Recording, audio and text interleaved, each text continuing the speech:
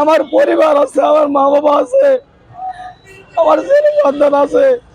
তাদের ছেড়ে আমি প্রথম রোজা করবো। ছেলে বারবার ফোন দিচ্ছে, আপু কোথায়, তুমি আসো। কিন্তু আজকে আমাদের যে দাবি, এই দাবি পূরণ হচ্ছে না বিধায় আমরা সেখান থেকে যেতে পারছি না। বা আমাদের দাবি পূরণ না হওয়া পর্যন্ত আমরা পানি দিয়েছি চোখের, এটাতেও যদি আপনার পছন্দ না হয়ে থাকে, তাহলে আর আপনাকে দিয়ে কোনো কিছু দিয়ে খুশি করার মতো কিছু নাই, একমাত্র আমাদের রক্ত ছাড়া।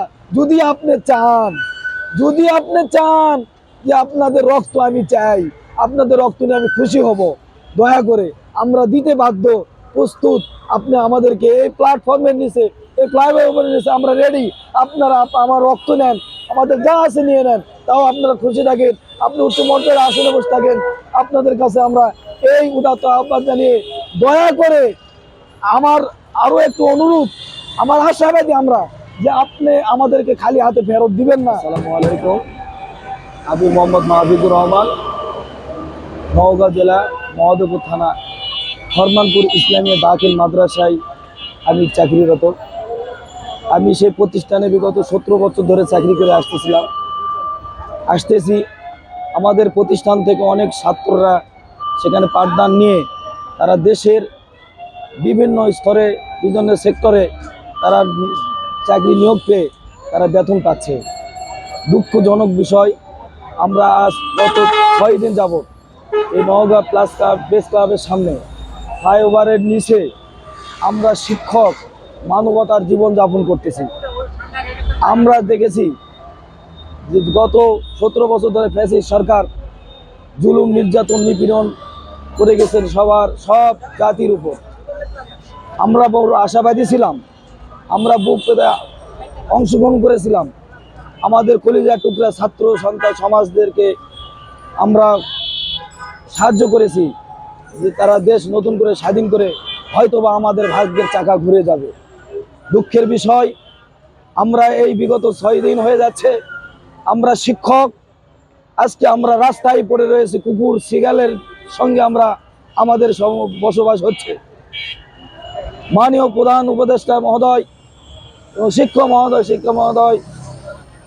মহোদয়কে আমি বিশেষভাবে অনুরোধ জানাচ্ছি, আপনারাও এক সময় যে কোনো এক শিক্ষকের শরণাপন্ন হয়ে শিক্ষা অর্জন করে আজকে এই চেয়ারে বসেছেন। আমার কলিজার টুকরা ছাত্ররা আজকে বিভিন্ন জায়গায় বসেছে। আপনাদের বিবেককে আপনারা প্রশ্ন করবেন, আপনাদের বিবেককে আপনারা বিবেকমান বুদ্ধিমান বিধায় আপনাদেরকে সেই চেয়ারে বসানো হয়েছে। আপনাদের সত্যিকারের বিবেককে প্রশ্ন করে দেখুন, আমরা শিক্ষকরা আজকে এই ফ্লাইওভারের নিচে এই রাস্তার ধারে শুয়ে থাকাতে এটা কি আপনারা খুশি হচ্ছেন? আমরা বিগত 6 থেকে 7 দিন ধরে আমাদের চোখের পানি ফেলে দিয়েছি, আমাদের চোখের পানি শেষ হয়ে গেছে। আমি মনে হয় আমরা অসুস্থ হয়ে গেছি, আমাদের আর কোনো কিছু নেই একমাত্র রক্ত ছাড়া। প্লিজ দয়া করে, আবারও একটা বিষয়, আজকে জুমার দিন, আজ বাদে কালকে থেকে আগামীকাল দিন যায় রাতে তারাবির নামাজ, প্রথম নামাজ অনুষ্ঠিত হবে। আমার পরিবার আছে, আমার মা বাবা আছে, আমার ছেলে সন্তান আছে, তাদের ছেড়ে আমি প্রথম রোজা করবো। ছেলে বারবার ফোন দিচ্ছে, আপু কোথায়, তুমি আসো। কিন্তু আজকে আমাদের যে দাবি, এই দাবি পূরণ হচ্ছে না বিধায় আমরা সেখান থেকে যেতে পারছি না।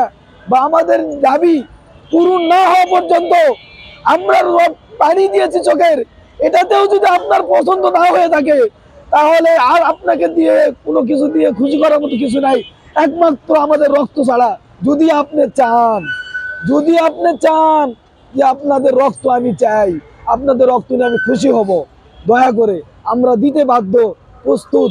আপনি আমাদেরকে এই প্ল্যাটফর্মের নিচে, এই ফ্লাইওভারের নিচে আমরা রেডি। আপনারা আমার রক্ত নেন, আমাদের যা আছে নিয়ে নেন, তাও আপনারা খুশি থাকেন, আপনি উচ্চ মর্যাদার আসনে বসে থাকেন। আপনাদের কাছে আমরা এই উদাত্ত আহ্বান জানিয়ে, দয়া করে আমার আরো একটু অনুরোধ, আমার আশাবাদী আমরা যে আপনি আমাদেরকে খালি হাতে ফেরত দিবেন না। এই আশায় ব্যর্থ হয়ে আমরা আপনার কাছে খুব রিকোয়েস্ট বা অনুরোধ করে আপনার কাছে খুব অনুরোধ করতেছি, দয়া করে আগামীকালের মধ্যে আমাদের সুসংবাদটি দিয়ে আমাদের পরিবার পরিজনকে নিয়ে আমাদের দেশে যে আমাদের পবিত্র মাহে রমজান, প্রথম রমজানটি পালন করার সুযোগ করে দিন। আসসালামু আলাইকুম। দাবিগুলো কি কি? আমাদের দাবি, আপনাদের দাবিটা কি?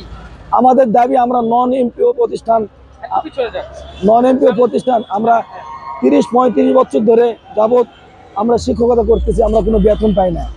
আমাদের প্রতিষ্ঠানে আমার ছাত্ররা লেখাপড়া করে, তারা উপবৃত্তি পায়, তারা বই পায়, আমাদের ছাত্ররা পরীক্ষা দেওয়ায় বা তারা কলেজ ইউনিভার্সিটিতে সরকারি যে কোনো প্রতিষ্ঠানে তারা চান্স পায়, তারা পরীক্ষা দেওয়ার সুযোগ পায়, কিন্তু আমরা বেতন পাই না।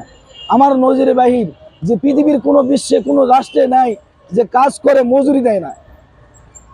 আমরা জানি সাধারণত আমরা যে কামলা সকালে হাজিরা দিলে সন্ধ্যায় তাকে বেতন দিয়ে আমরা বাড়িতে ফিরে দেই, কিন্তু আমরা কি দেশে বাস করতেছি এটা আমাদের বোধগম্যর বাইরে।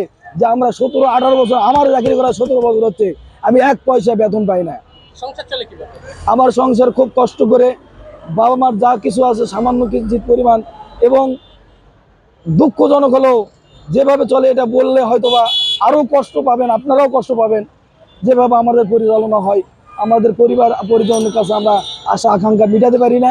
তারা আমাদের দিকে দেখে তারা বেশি কিছু দাবি করতে পারে না।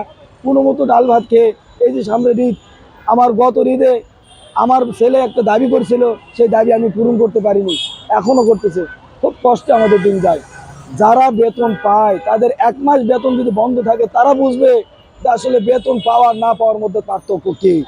যারা যে আসনে বসে আছেন তারা ভেবে নেন আমরা বেতন না পেয়ে আমরা কিভাবে চলি।